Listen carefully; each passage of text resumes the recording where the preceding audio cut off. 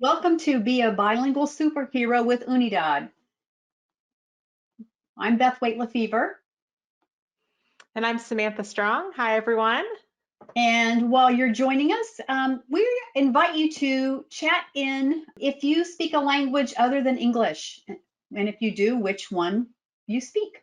I have a bachelor's degree in Spanish, and if you don't use it, you lose it. And so I work really hard to continue using my Spanish. And it's a day by day work in progress, right? If you aren't immersed, it's awfully challenging. Thank you for being here with us today for our third installment of Unity Universe. And this is Be a Bilingual Superhero with UNIDAD. And this is a 60-minute class. We're glad you're here.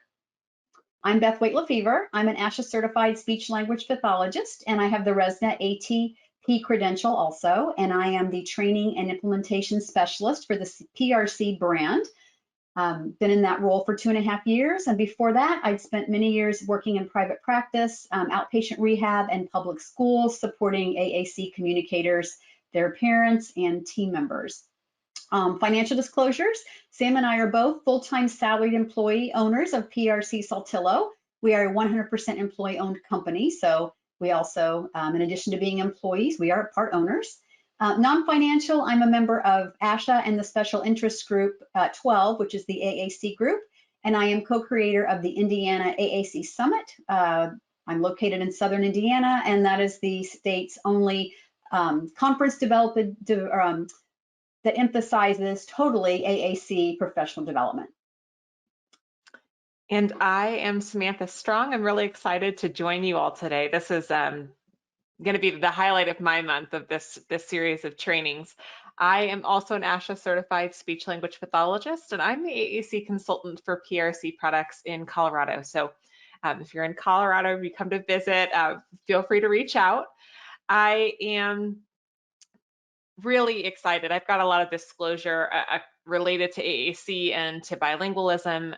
If you logged in early enough, I do have a bachelor's degree in Spanish, and a big passion of my adult life has been to support individuals using AAC of all ages, and to support the integration of multilingual families into the field of AAC. So really passionate about bilingual options, multilingual options, and integrating families. So this class is going to be an absolute pleasure for me to do with you all. These are the handouts. So you've got several QRGs, or quick reference guides as we call them. You've got one that has the UNIDAD vocabulary in English. You have it in Spanish. You have our presentation outline, and you also have our past software QRG as well, because we're going to be pulling up the UNIDAD software when Sam shows that to you. Okay, learning objectives for today. We would like for you to be able to name the different vocabulary options in the UNIDAD vocabulary. We also want you to be able to identify the features and what features will help you to meet your client's needs. And then when we're finished, we certainly want you to know many, many resources, but we want you to be able to list at least 2 resources available to you to help you teach that vocabulary. And I think at this point, we're going to probably turn our cameras off, so we just save bandwidth during the presentation. So we will do that. Whoops, you unshared your screen, Sam.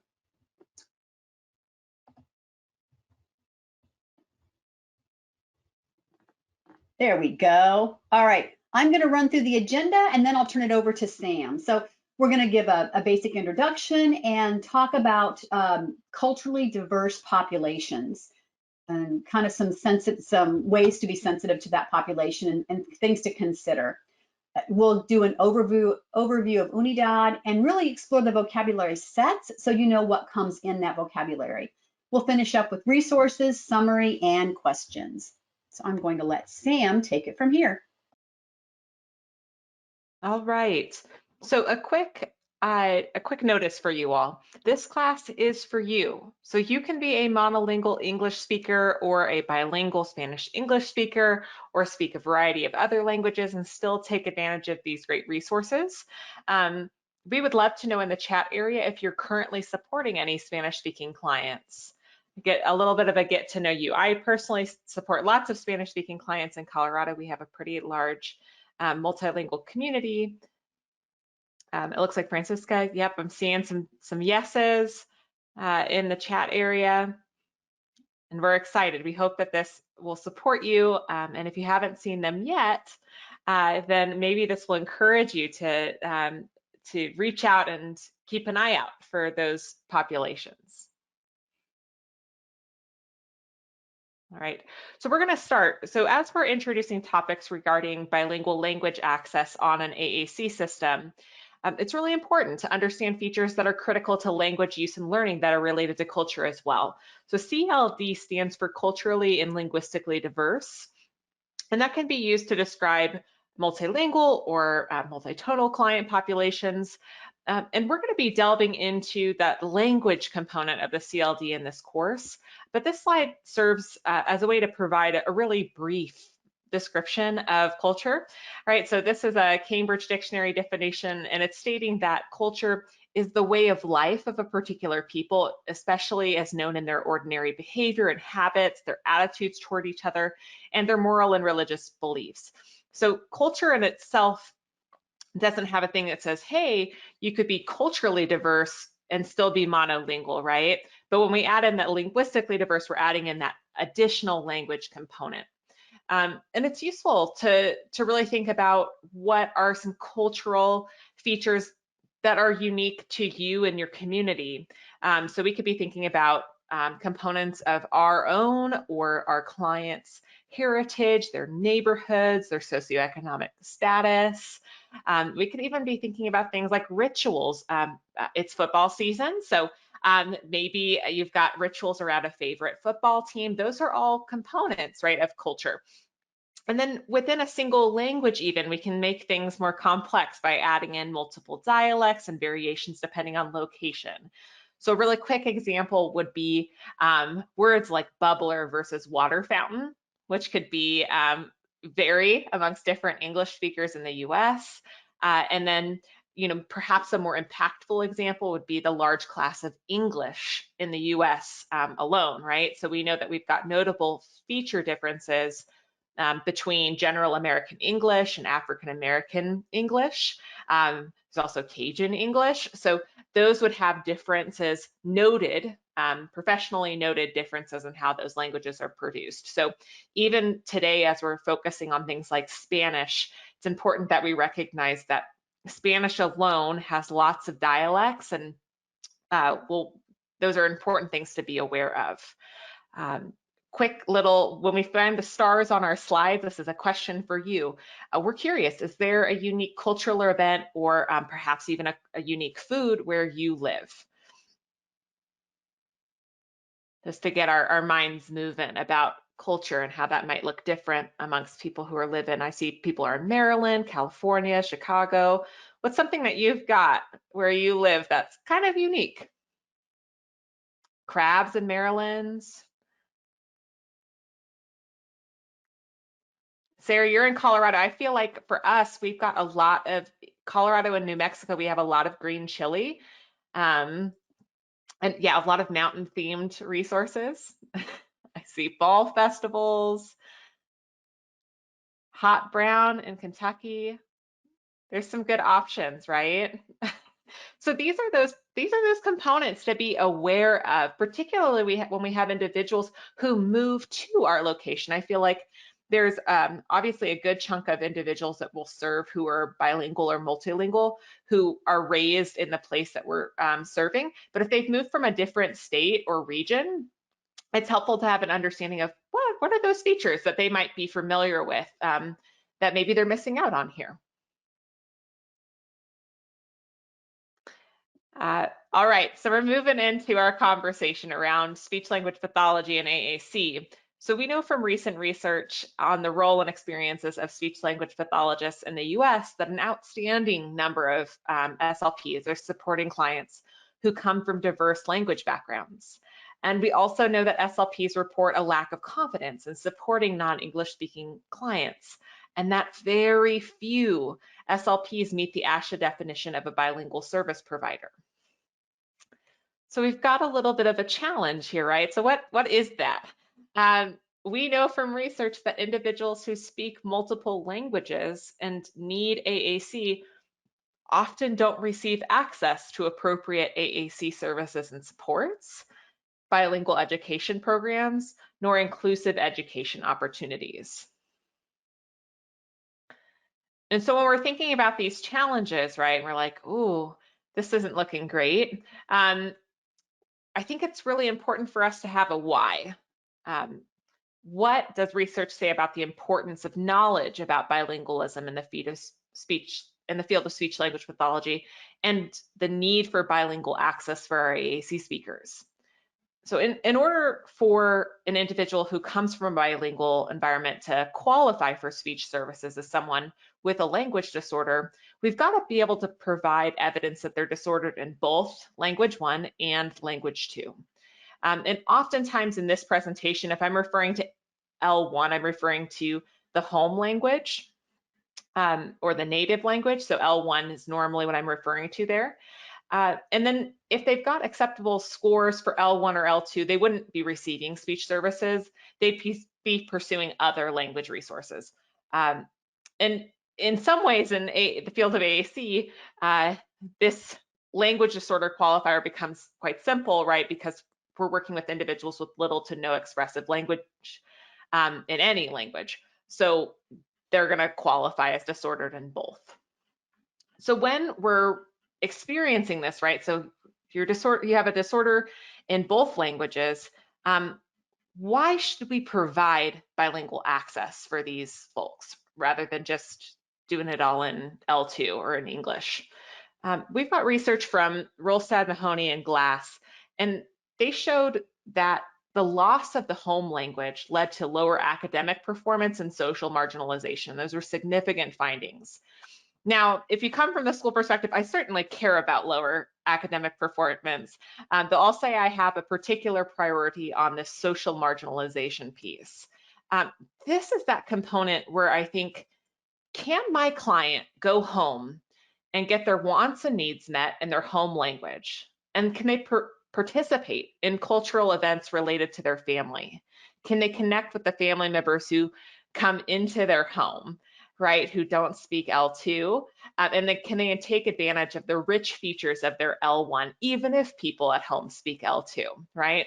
So I'm definitely a person who's thinking about that social marginalization piece deeply when I'm encountering multilingual families. Now, when we're thinking about English language learners, so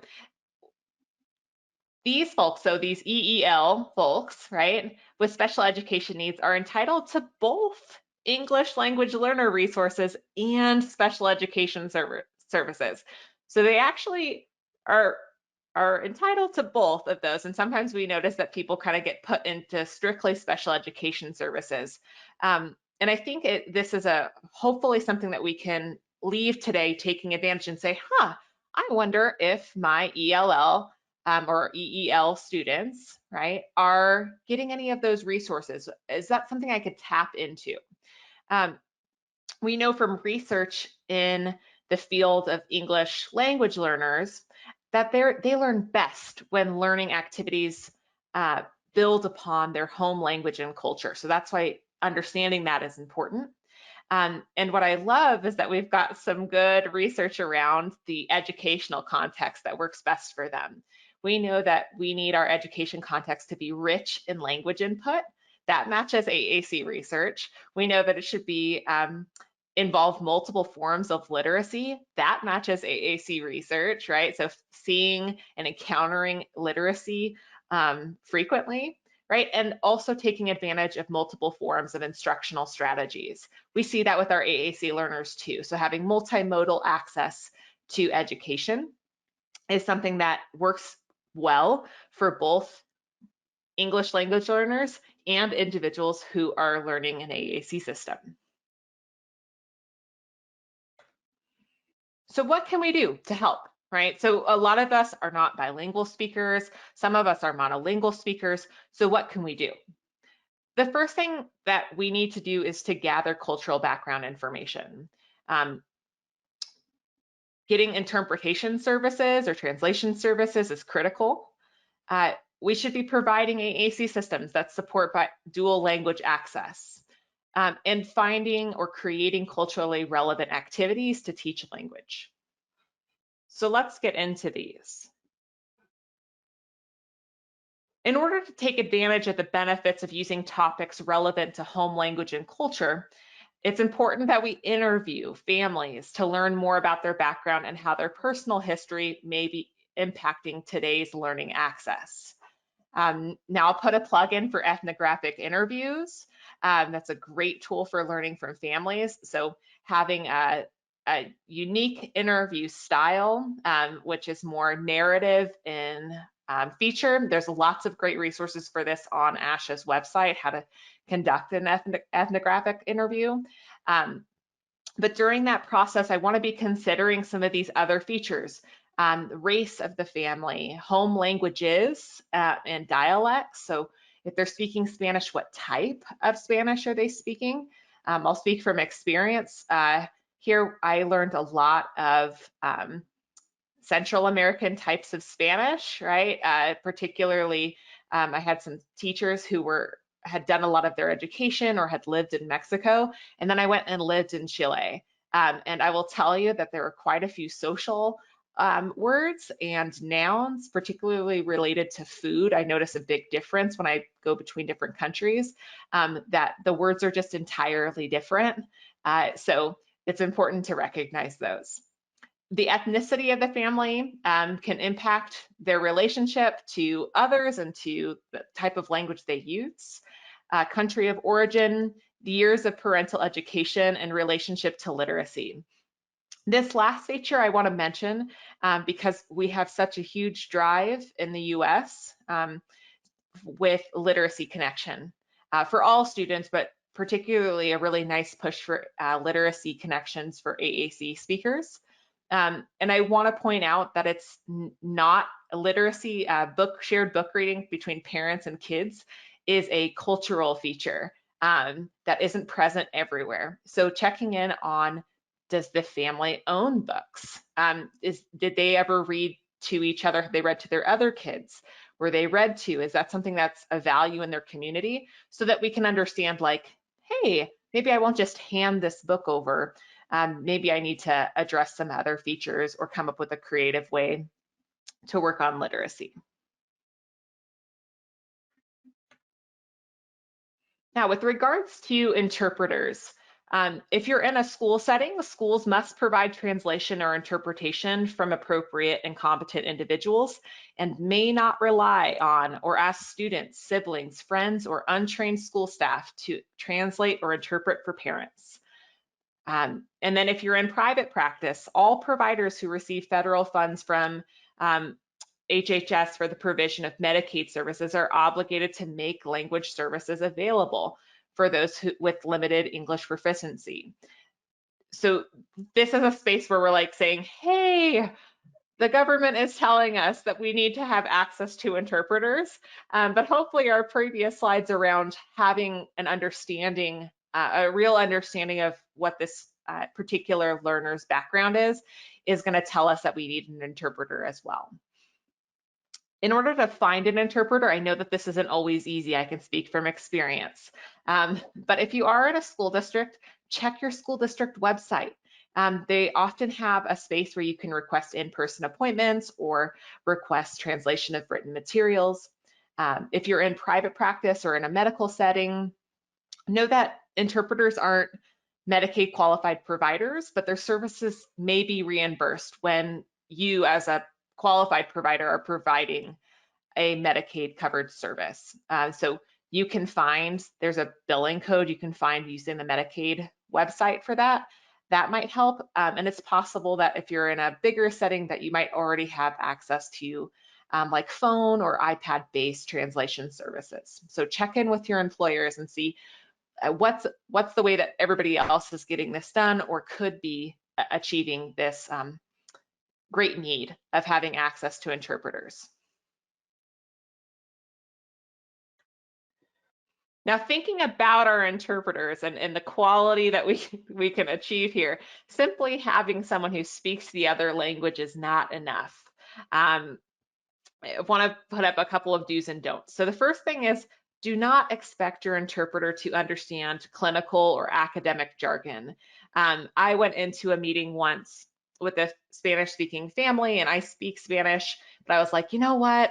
I do a lot of conversational-based stuff, but I wanted to make sure to have someone who could really explain the academic work that was happening to this family that I had a really good relationship with. And I showed up and we were working together, and I realized that I had more information in Spanish than the translator, the interpreter did regarding the subject. So just know that not everybody who's interpreting is going to be familiar with what we're talking about if we're using jargon. It's important to meet in advance if possible to define those basic definitions. So what is AAC? We might need to talk about what that is. If you're doing an exam, it's important to talk about what those features, what they're going to anticipate. And you should be sharing expectations of what you want the interpreter to share with you. So keeping in mind of saying, hey, if I'm doing a language sample, I really need you to be super specific when a language feature is erroneous, right? So maybe if they're missing part of speech, I need to know that. Versus if we're having a conversation with family and family talks for 10 minutes and you only share 30 seconds with me, what did that mean, right? So you might need to have that conversation around what the expectations are.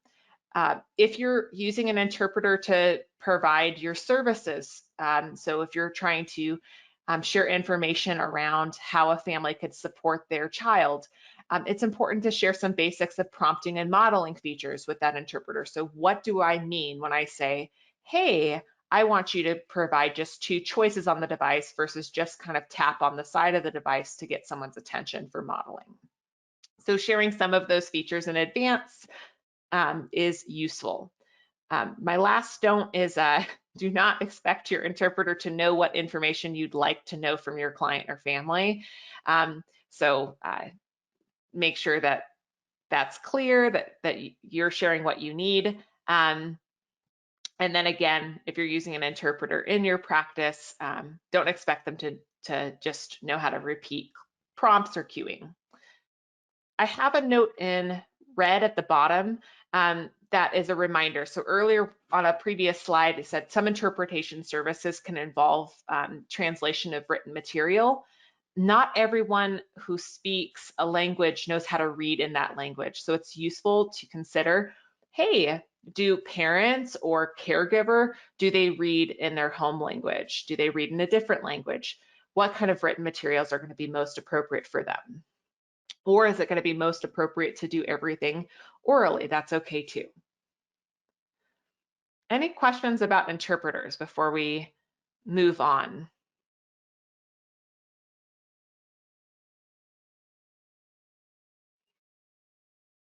All right. Oh, lastly, I've got one more quick thing here.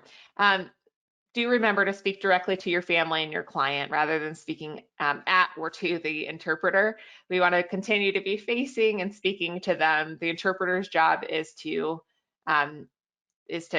translate that information, right? Get that in the right language for the listener, not to be a third person in that conversation. So lots of teamwork with interpreters, and those are those features around how do I identify those CLD components to help me when I'm doing my language practice. So now that we have a little bit of that background, we're going to go into conversations around choosing a bilingual language system. So when I'm thinking about what are the features that might be useful in a system that I'm using with an AAC speaker, I want to know, is this a system that can code switch? So this is the practice of alternating between 2 or more languages or varieties of language in conversation. And this is a highly frequent practice for bilingual speakers of particular languages. So I know that I personally use a lot of code switching, and I know that my friends who are L1 Spanish speakers, that they use code switching. We even code switch culturally, right? So we may have a different type of language you use, even with just our friends casually, versus the type of language we would use in a job interview. So code switching can be either full languages or can just be a variety or tone of language that you might use. But I want to know, can this system code switch between L1 and L2 specifically here? What is the representation of both languages on this system? I'm looking for near equitable representation of both languages. And this is something that this feature and the next feature, we're thinking about what does language development look like long-term for that L2, for that L1, that native language. Does it have later developing morphemes? Does it have the verb tenses and functions that are representative in an adult speaker, right? So those last two features may be features that you individually are not aware of yet. And this is our job, is to reach out to people who are more familiar with those languages to identify what features are there versus not.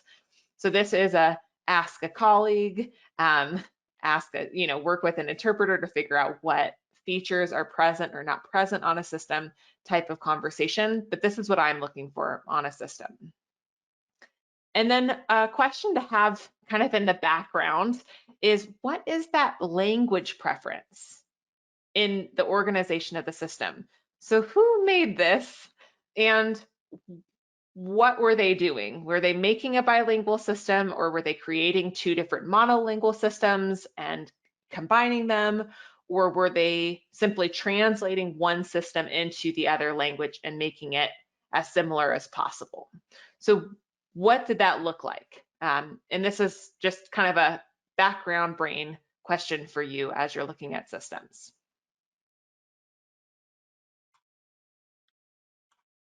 So we're excited to share with you the features of our bilingual Spanish-English language system on PRC products, which is called Unibad.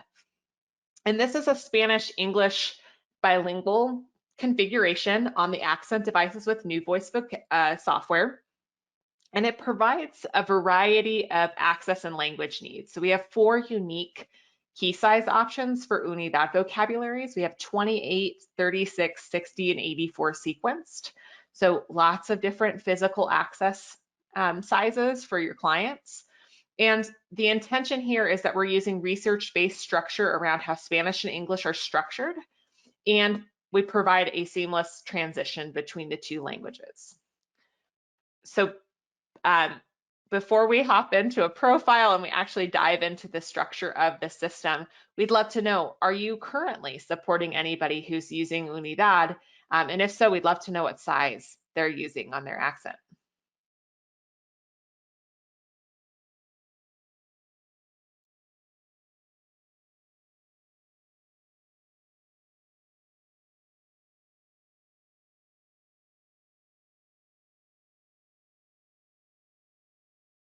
All right, so some people haven't explored this quite yet, but it looks like Sarah, you're on an 84 location Unidad layout.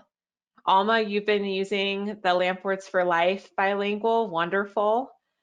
So we've got a little bit of a mix. I'm hopeful that after today, you might see some people who this could be a good fit for. Let's pop in to our first Unidad user profile. And we have a video from an ambassador of ours who lives in Florida. His name is Omar. And we're going to see 2 videos from him today. But he's a teenager and he is making these videos at school. He uses a head tracker. So he uses the New Point head tracker on his Accent 1000. And so we're going to see him using that today as his access method. And let me play this first short video. I wanted to get a video in Spanish, and then later he does quite a long one in English, but we can just see how he accesses his device. And he has a bilingual voice. So what those a cappella bilingual voices do is it makes it sound like one person is just switching languages rather than having like Jill speak in English and then have like Fred speak in Spanish for one user. it used to kind of be that way. And now you've got someone who has a similar voice as they transition between two languages. So let's take a listen to Omar. Soy Omar Barrubias. Tengo 14 años. Tengo 2 perros, Canelo y Smokey. Me gusta ir de compras. Soy un niño en silla de ruedas. Thank you. Bien. All right, so that was quick. Omar is taking it of his social pages where you can actually list things that like introduce yourself. So, but you can see a little bit of his cursor in there, and we'll see him using his accent in more depth later on. But what I love about this is that he has something pre-programmed in to introduce himself. So I've got the Spanish text that you heard on the left and his the translation on the right.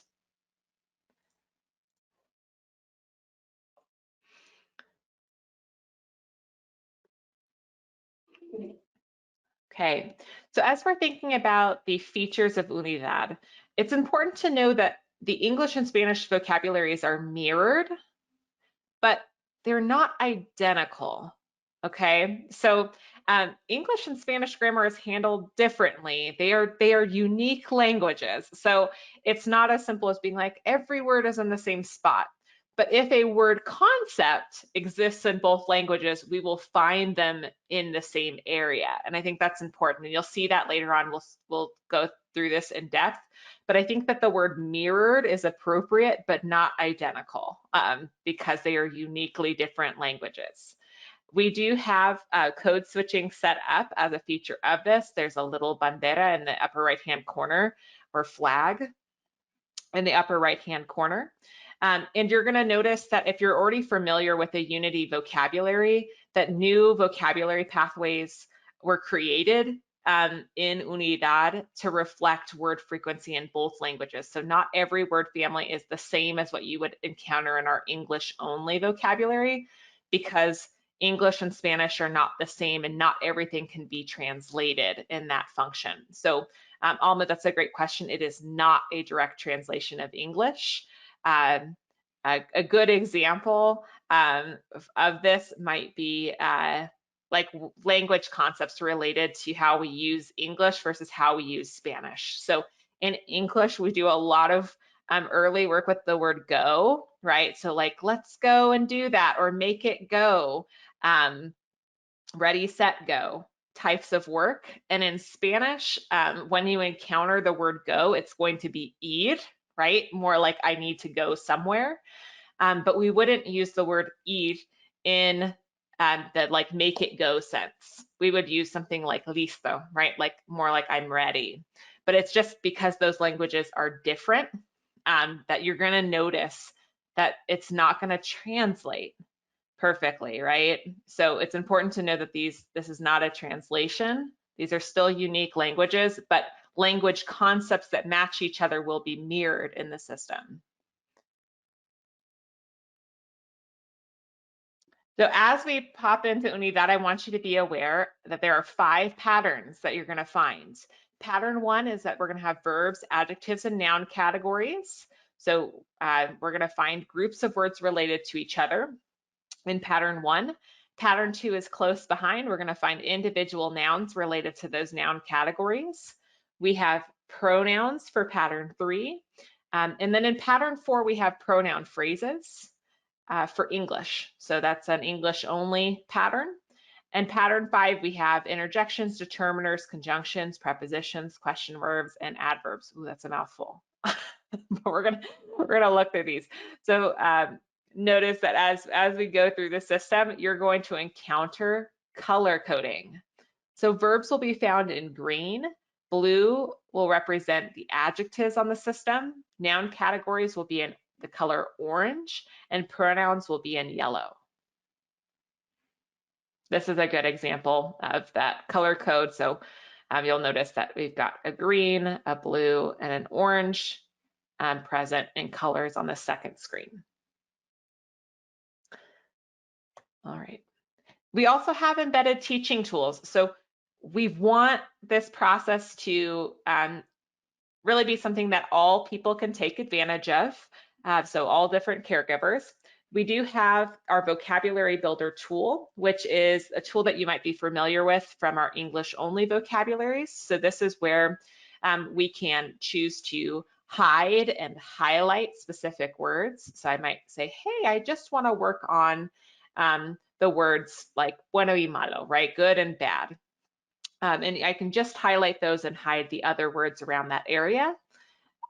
Do note that the changes that you use in Vocabulary Builder only apply to one language. So you have to do those separately, but this may be appropriate, right?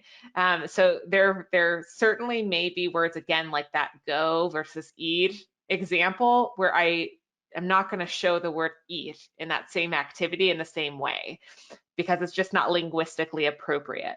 I may also find that in the home environment, there might be more focus on like cultural events and holidays and foods. And in the school environment, I might have, there might be more work happening within school concepts like maths and shapes and colors. So what's important in one language is not always as equally important in the other language at that time. So know that Vocabulary Builder can be used separately. And remember that if you want the person to continue having access to both L1 and L2, that if you're using Vocabulary Builder, make sure to keep your flag or that language switch button showing. So if you're using masking on the fly, make sure that those stay highlighted so that you can still toggle between the two options. We also have the word finder tool. So this allows you to find a specific word in the vocabulary, and it only works in the language you're currently in. So again, because it's not a translation service, you need to know what the appropriate word is. Now, sometimes there is a correlate word on the other side that matches the language function. So like look and mira, right, are going to be in the same spots in Spanish and English. But it doesn't always look that way, which is why working with an interpreter helpful to make sure that if I'm showing family what types of words we've been working on, that I make sure that I'm showing them appropriate language for their home, appropriate word choices for their home language. But again, a lot of the times you're going to find like very similar stuff. So like if I'm trying to say, hey, look at this word family, like here's where I'm going to find all of the personal hygiene words. Those are going to be in the same spot, which is really helpful. Now, when you first turn on an accent or you load in the past software with UNIDAD, you get the UNIDAD exploration wizard. And there's a variety of things to consider when choosing an UNIDAD layout.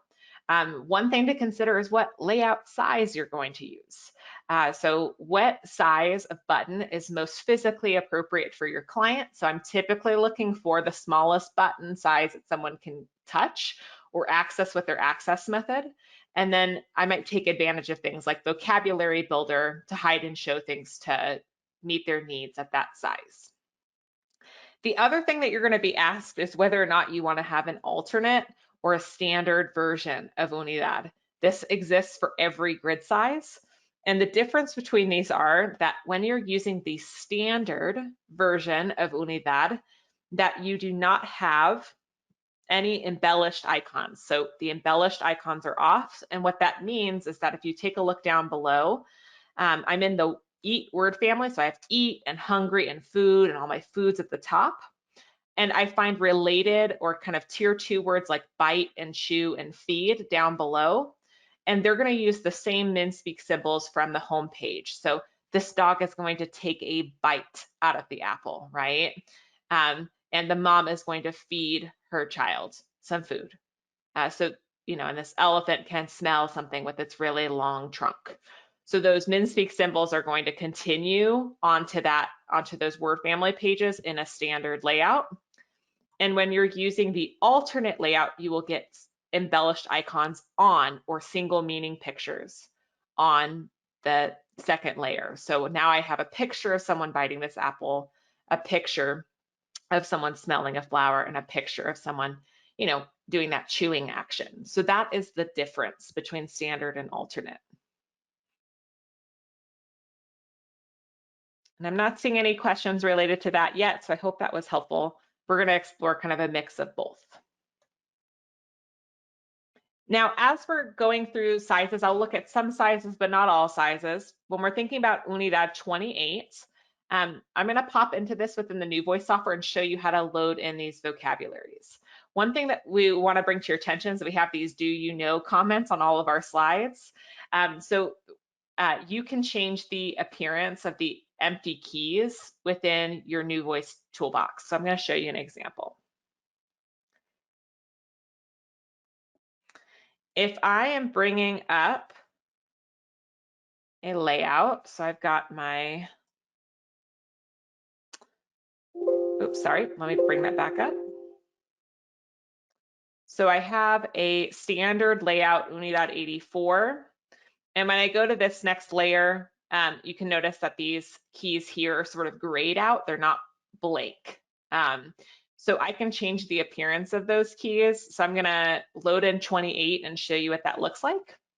But if you're working with a new device, know that loading in the vocabulary, you will need to go into the toolbox and go to the user area menu and replace user areas. So I have the 84 and the 36 standards in here.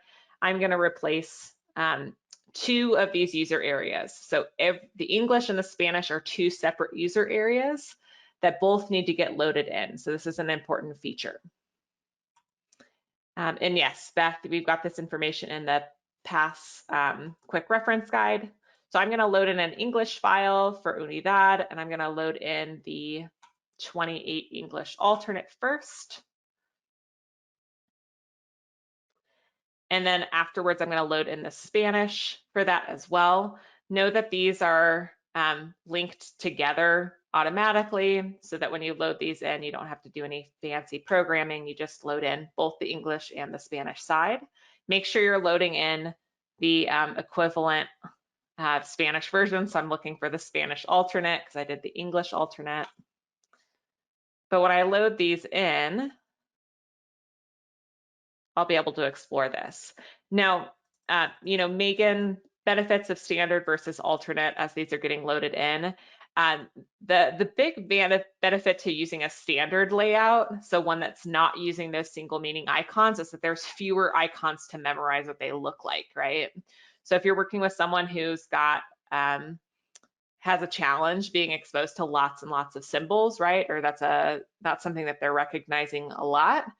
You could learn fewer symbols if you used a standard layout. So you'd have more of a location-based emphasis than a picture-based emphasis.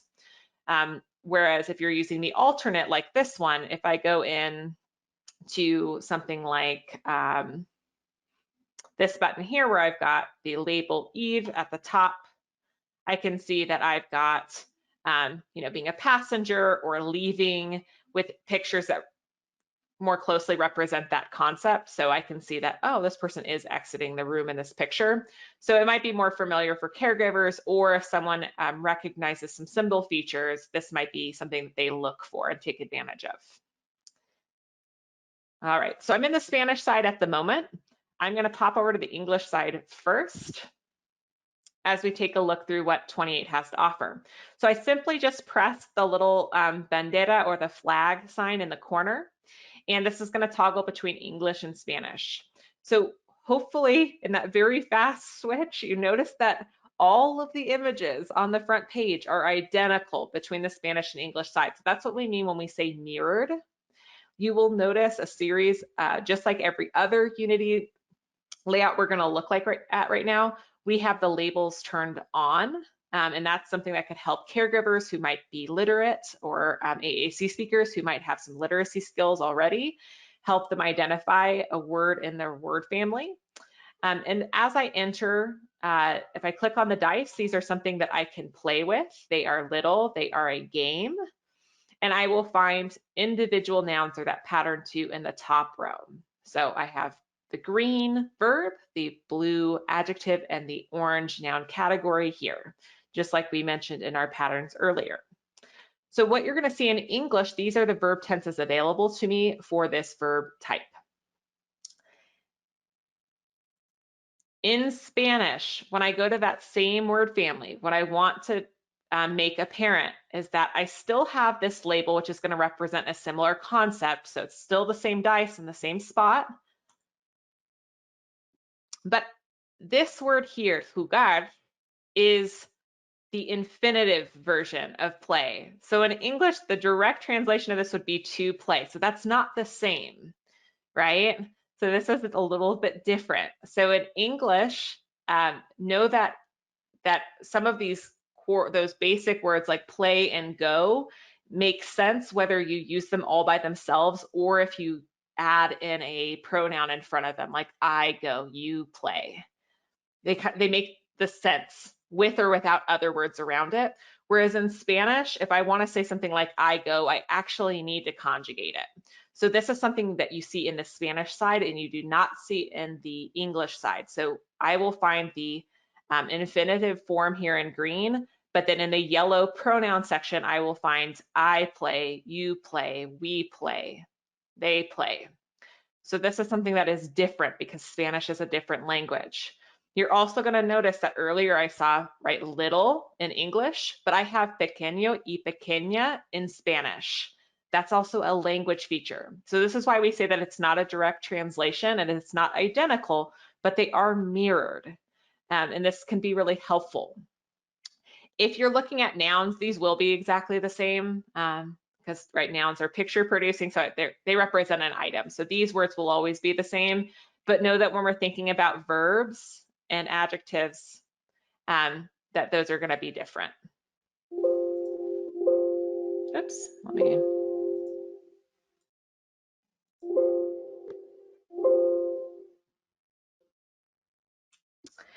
So as we go into other levels, so 36, know that we are adding in the number of word families. That can mean that we're accessing more vocabulary and that we're also doing less work to get to some types of words. So we're going to notice more access to words and fewer steps to say the words because less will be combined, right? We can turn on the labels on top of the words. So in this picture here, you notice that above the dice, there's no label for play. These are things that we can turn on in our new voice toolbox. So know that if you're finding buttons that don't look quite like you'd like them to, so if those the empty buttons are kind of grayed out, or if they're white and you'd like them to be black instead, those are things that we can do in the new voice toolbox and your consultant can help with. When we go from 28 to 36 to 60, again, we're adding in additional features. So I'm getting more pronouns over in yellow. I'm getting more unique word families over in this white section, right? And I've also added in a series of additional tools in the top row. So I have in 60 punctuation, I've got device settings, I've got an entire page for adverbs and for prepositions. So these are features that you get as you increase the size of your vocabulary grid. Less and less items are going to be combined, and you're going to have a dramatic increase in overall vocabulary terms. In fact, by the time you get to Unidad 84, we have more than 6,000 unique words in both languages. That's incredible, right? And, you know, we're going to pull up this one real briefly so that you can see that difference between going from 28 to 84. But let's pop into this and see what we get. So when I go all the way into 84 sequence, right, I still have the same familiar min-speak symbols on the front. So play is still in this zone. It's just smaller, right? And I have other words around it now. But when we're going in and working on the vocabulary, the word families like our shoe for going fast, right? So my shoe, I can walk, right? I can walk fast. I walk fast when I play sports. I find individual sports in the top. And I find related gross motor features down below. So things like sitting down, swinging, taking a swim, crawling, chasing, dancing. These are my related words in English, along with the English verb tenses that are possible.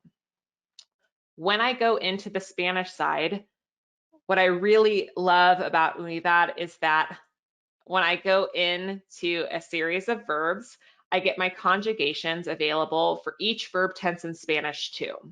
So I don't need to produce the wrong verb tense. I don't need to say camino to say camine, right? I can just say, I walked or I walked. So I can choose to do either of those. And as you change your verb tense, notice that you get all of the Spanish verb tenses available to you. So I can do this one form of past tense in Spanish, or guess what? There are two past tense forms in Spanish.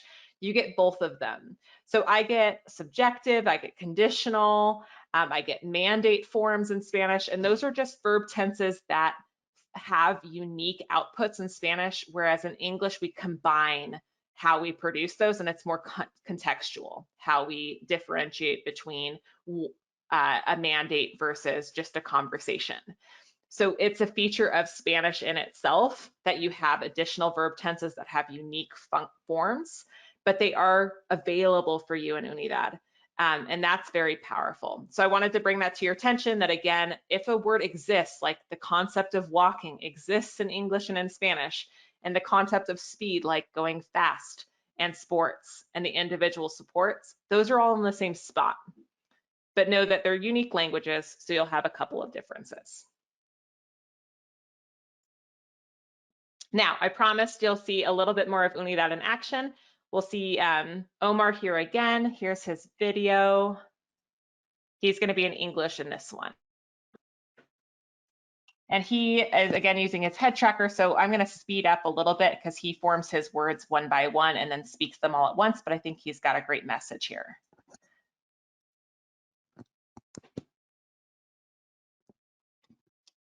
You have to speak English because you're in school. Is that correct? That's not correct. Okay, so correct. Sorry, let me change that here. I've got a little bit of feedback. Give me one moment.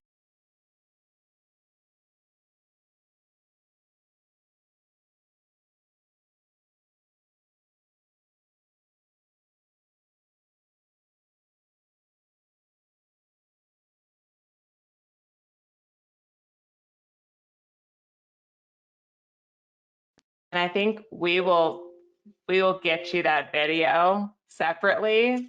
The audio is really killing me here. But what he's got at the end of this video is he says, and they've asked him to say something in Spanish. And his text here is that he doesn't want to talk right now in Spanish because I'm not in my house right now.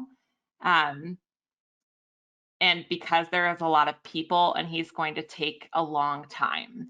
So his school team has made initial assumption that he doesn't want to speak in Spanish because everybody at school is speaking in English. And he's saying, that's not really the reason. It's just that Spanish takes me a longer time to produce. And so it's harder for me to demonstrate that in a video for you. So it's something that came to my attention. Because it's a good feature. If he's become really proficient, is really fast at things in English, but he gets a little less practice in Spanish. And so I'd love to see our bilingual users get good access in their home language so that they don't describe it as being hard to do. And things not being hard just means that people need more practice. So that's my hope. I'll pass it along to Beth here for the last couple of slides. Okay, thanks, Sam. That's such good information and such good insight from Omar. So you might be wondering how you can try out Unidad. Well, you can download our free pass software for PC, and you've got the quick reference guide that gives you information there about it and how to find it on our website. Reach out to your consultant because they are more than happy to provide you with hands-on devices. They can come out and do a consultation with your clients. They can provide group trainings.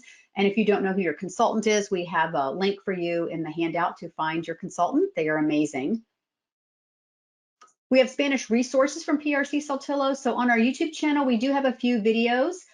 We do have some implementation supports on the AAC Language Lab. So if you have a Language Lab subscription, or you can go on and look for some of the things that we offer for free, there's actually a filter that you can click on for Spanish resources, and you will get activities and lesson plans that are in Spanish. And then our service department also, we do have a Spanish as a resource for people calling in for tech support. So just know we have that available also. And then we do have a pre-recorded online class in English on the UNIDAD vocabulary. We also have PALS, which is with minspeak.com. If you go to the minspeak.com website, you can look at the PALS information, and they also have a class on UNIDAD. So some resources available for you as well. We also have on our YouTube channel, we have a half-hour class. It's really just a recording of AAC at home, and it's tips for parents and caregivers, and it's totally recorded in English, and there's one in Spanish as well. You can refer families to look at that. It tells them gives them tips for using their vocabulary in the home environment. I mentioned the language lab. In addition to those activities, you can also get the low-tech manual boards. And we had a question before you leave. Do you have a favorite resource for supporting any of your bilingual Spanish-English speakers? And Sam, you can tell us a little bit about your Kohler in Colorado group. Yeah, this is a website. So if you're not familiar with, this is more of a resource for people who are supporting English language learners. It is structured that way, but it's really, really useful for me when I'm working as an AAC support person. So they have lots of pre-organized resources for talking about books with common themes that might be in English only or in Spanish only or in another language. They even have designations of which books are bilingual, so which ones have text in both. So really useful website. And I think there's also, resources on that site for music and having just a can-do approach for meeting with families and team members and speaking from their strengths. So that whole website is organized for supporting multilingual families in the education setting in particular. So it is just a wealth of resource. So in the chat section, if you have something else that you love, do let us know. And I think Beth has just one or two more slides with some resources for you. Yeah, so as far as setting up the device, we've got, again, resources in Spanish and English, and there's the information again and the email for our Spanish tech support.